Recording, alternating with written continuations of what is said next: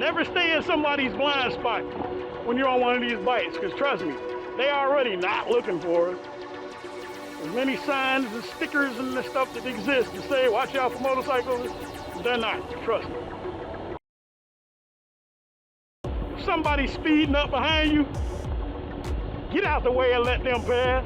Don't catch your ego trip and try and burn rubber on them or nothing like that.